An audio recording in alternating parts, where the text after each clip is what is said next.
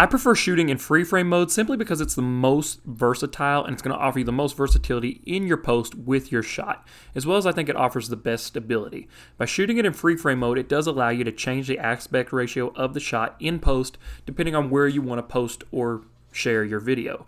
So whether you need it vertical, horizontal, etc., you'll be able to reuse that same shot and reframe it for all uses as you need, as well as offering tons of options to zoom in and out and get that perspective just perfect for whatever you're going for. Free frame mode also now offers HDR mode to be turned on, which was the only reason I didn't use it for every shot this season. So with that now available, I will exclusively be using free frame mode unless I'm after a time lapse or something of that nature. Resolution. With this being a 4K camera, I pretty much always leave it in 4K resolution. If you go up to a crazy high slow-mo shot, like a 240 frames per second, it'll drop the resolution down a little bit, but I haven't felt the need to go to that level of slow-mo. The 60 frames a second and the 120 do just fine, so I've only left it in 4K. There is also an 8K mode available, which would be useful, especially if you want like a really wide shot and you want to be able to crop in later without losing any clarity or distorting the image. But I haven't actually tested the 8K shooting out simply because I just haven't really felt the need, and I also know that's going to create a massive file size, and I don't even know if I have anything that can run it.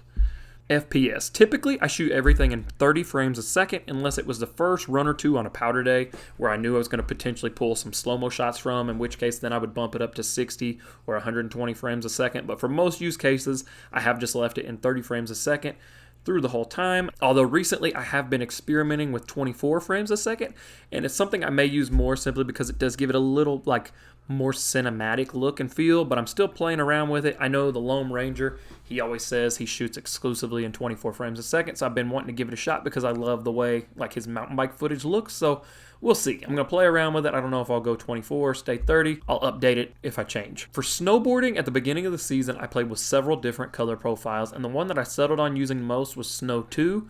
This for me performed the best across all light conditions, all snow conditions, and it just gave me the perfect colors that I was looking for.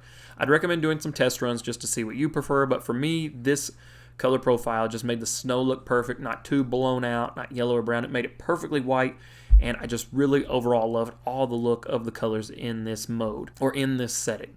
I really, really like this color profile, and now that it's summer, I'm currently using standard on my mountain bike, which you can see here, but I'll be playing and experimenting with more just to see what does work best for biking, hiking, and other various summer activities. But right now I'm leaving it in standard and then applying filters in post.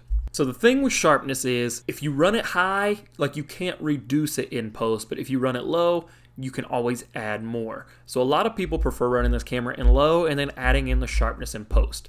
Like I've said before, I'm kind of lazy when it comes to editing the footage. I don't want to color grade it. I don't want to have to tweak it. So I go medium. That way it's on the lower side and not like overly sharp where it looks weird and like digitally altered because it's like a digital sharpness that it adds in. So medium is on the lower side, but it does have a little bit added in there. That way I don't have to tweak anything. And for me, that's been the sweet spot, and that's where I plan on leaving it for every scenario. Next up is the EV balance.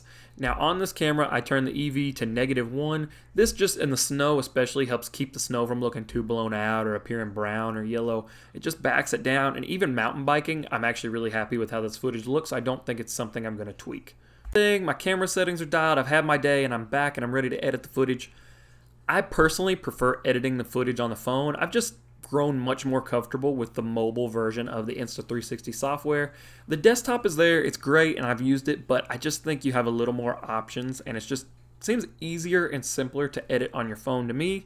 It does take a little more time, but ultimately I feel like the more options that I have on the phone are worth it. So I pull the footage up on my phone, and the first thing I'm going to do is I turn on the Indie motion blur effect. I like doing this because it helps convey the motion a little bit better. It blurs the sides. It gives you the look of running an Indie filter without actually running an Indie filter, and it helps the footage look as fast as you were actually going, because so many times I know people out there have filmed whatever activity they're out there doing. You go back and watch the footage and you're like, man, it looks like I'm going slow as crap. So when you add this little bit of motion blur on the edges, it's not like you're speeding the footage up.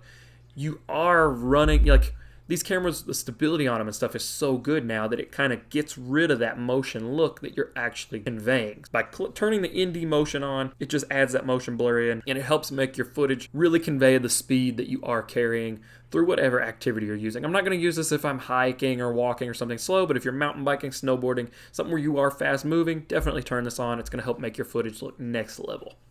The next thing I do play with on this camera typically is Insta360 does have filters built into the app that you can apply on your phone. And this is something on your phone you can apply. To my knowledge, there's no way to do it on the desktop. I've tried. So I like to go and just depending on what activity you're doing, they have a bunch of presets, and I think it helps really bring out some of the colors. For snowboarding, I like using the Snow 1 and the Snow 3. Definitely play around with them, see what you think. And sometimes in the HDR mode, this isn't something that I would do, but a lot of times I would overlay this, and it just really helps bring out those colors and make them look even better.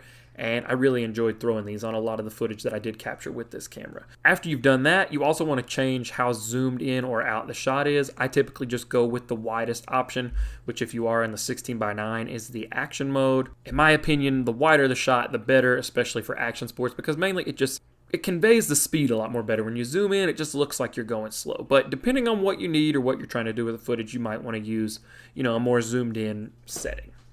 Then lastly, you're going to want to export your footage. For YouTube, I do 4K, 30 FPS at a bitrate of 50. For Instagram, I'll do 1440, 30, and 25, sometimes 1080p for Instagram, depending on the post. Thank you guys for watching. If you have any questions about any of this or the Insta360 Ace Pro, definitely hit me down in the comments below.